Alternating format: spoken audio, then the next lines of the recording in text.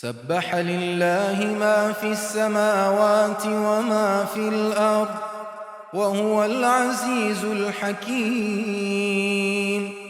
يا أيها الذين آمنوا لم تقولون ما لا تفعلون؟ كبر مقتا عند الله أن تقولوا ما لا تفعلون.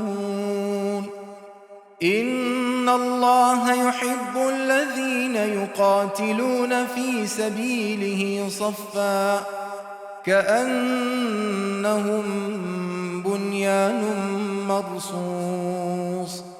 وإذ قال موسى لقومه يا قوم لم تؤذونني وقد تعلمون أني رسول الله إليكم فلما زاغوا أزاغ الله قلوبهم والله لا يهدي القوم الفاسقين. الله